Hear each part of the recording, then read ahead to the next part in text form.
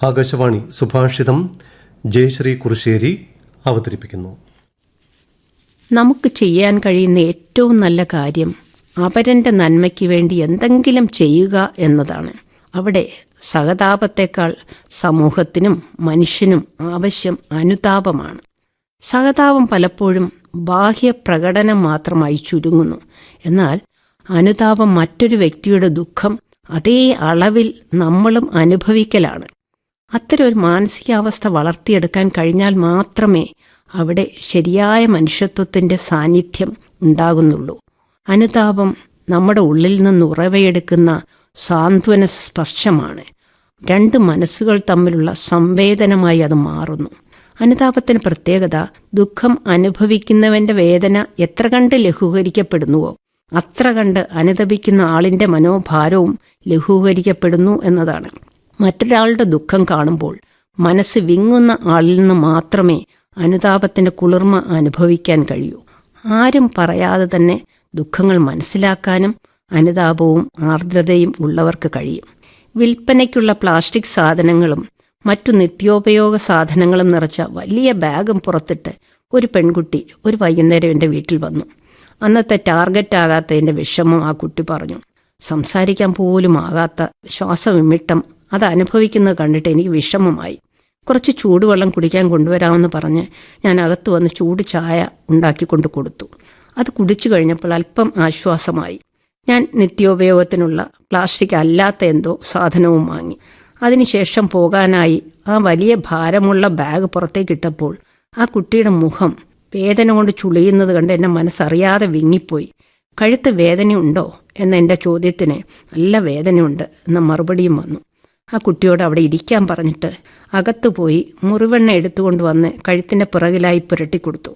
അല്പസമയം കഴിഞ്ഞപ്പോൾ ഇപ്പോൾ വേദനയ്ക്ക് ആശ്വാസമുണ്ട് എന്ന് ആ കുട്ടി പറയുന്നത് കേട്ടപ്പോൾ എൻ്റെ മനസ്സിനും ആ ആശ്വാസത്തിൻ്റെ കുളിർമ അനുഭവപ്പെട്ടു. അനുതപിക്കുന്നവർക്ക് അനുഭവിക്കാൻ കഴിയുന്ന ആ ലാഘവം വെളിപ്പെടുത്താൻ വേണ്ടി മാത്രമാണ് എനിക്കുണ്ടായ ഒരു ചെറിയ അനുഭവം ഇവിടെ വിശദീകരിച്ചത്. സഹതാപം വാക്കുകളിൽ കൂടി പ്രകടിപ്പിക്കാൻ കഴിയുന്നതാണെങ്കിൽ അനുതാപം ചിന്തകളിലൂടെയും പ്രവർത്തികളിലൂടെയും ഉണ്ടാകുന്ന പ്രശ്ന പരിഹാരമായി മാറുന്നു. മദർ തെരേസയ്ക്ക് കൽക്കട്ടയിലെ കുഷ്ഠരോഗികളെ കണ്ടപ്പോൾ തോന്നിയത് അനുതാപമായിരുന്നു. ഉടുതുണിക്ക് മറുതുണിയില്ലാത്തവരുടെ ദുഃഖം കണ്ടപ്പോഴാണ് ഗാന്ധിജിക്ക് ജീവിതകാലം മുഴുവൻ അർത്ഥനഗ്നനായ ഫക്കീറാകാൻ തോന്നിയത്. ഈ അനുതാപ ഗുണം വളർത്തിയെടുത്താൽ ഗൃഹാന്തരീക്ഷവും കൂടുതൽ മെച്ചപ്പെടും. വീട്ടിലെ ഒരംഗം കൂടുതൽ ക്ലേശിക്കുന്നത് കാണുമ്പോൾ അവിടുത്തെ ഓരോ അംഗങ്ങളും അനുതാപമുള്ളവരായി മാറിയാൽ അവിടെ കൂടുതൽ ഇമ്പം ഉണ്ടാകും. നമ്മുടെ സർക്കാർ ഓഫീസുകളിലും പൊതുജന സേവനത്തിനായി പ്രവർത്തിക്കുന്ന ഏത് സ്ഥാപനങ്ങളിലും ജോലി ചെയ്യുന്നവരുടെ മനസ്സിലും ഉണ്ടാകേണ്ടത് ഈ ഗുണം തന്നെയാണ്. നമ്മുടെ മുന്നിലെത്തുന്നവരുടെ പ്രശ്നങ്ങൾ അതേ രീതിയിൽ മനസ്സിലാക്കാൻ അവരുടെ സ്ഥാനത്ത് തന്നെ സങ്കല്പിച്ചാൽ മതി. നാം ഒരു സ്ഥാപനത്തിൽ ചെല്ലുമ്പോൾ ഏതു തരത്തിലുള്ള പെരുമാറ്റം ആഗ്രഹിക്കുന്നുവോ അത് നമ്മുടെ മുന്നിലെത്തുന്നവരോടും കാണിക്കുക. അവരുടെ പ്രശ്നങ്ങൾ പരിഹരിക്കുക, അത്രയേ വേണ്ടൂ. അധികാര സ്ഥാനങ്ങളിൽ ഇരിക്കുന്നവർക്ക് ഉണ്ടാകേണ്ടത് അനുതാപം തന്നെയാണ്. എങ്കിൽ മാത്രമേ ജനങ്ങളുടെ ആവശ്യങ്ങൾ അതേ രീതിയിൽ മനസ്സിലാക്കി സുസ്ഥിരമായ ക്ഷേമവും നന്മയും ഉറപ്പുവരുത്താൻ കഴിയൂ. അവിടെ സ്വാർത്ഥ ചിന്തകൾക്ക് സ്ഥാനം ഉണ്ടാകില്ല. ചില സന്ദർഭങ്ങളിൽ നമുക്ക് അനുതാപം കാണിക്കേണ്ടി വരിക അത് അർഹിക്കുന്നവർക്ക് വേണ്ടി ധനമോ സമയമോ ചെലവഴിച്ചുകൊണ്ടായിരിക്കും.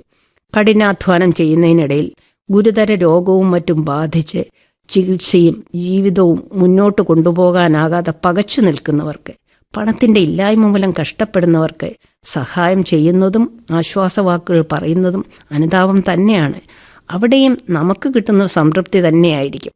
അവനൻ്റെ ദുഃഖം അകറ്റാൻ ചെയ്യുന്ന പ്രവൃത്തി അവനവന് ആത്മസുഖം ഏകുക തന്നെ ചെയ്യും. മറ്റേതൊരു നല്ല ഗുണത്തെയും പോലെ നാം ബോധപൂർവം വളർത്തിയെടുക്കേണ്ട, ശീലിക്കേണ്ട ഗുണം തന്നെയാണ് അനുതാപവും. കാരണം അതുകൊണ്ടുണ്ടാകുന്ന നന്മയും സുഖവും ആത്യന്തികമായി അനുഭവിക്കാൻ കഴിയുന്നതും നമുക്ക് തന്നെയാണ്. സുഭാഷിതം അവതരിപ്പിച്ചത് ജയശ്രീ കുറുശ്ശേരി.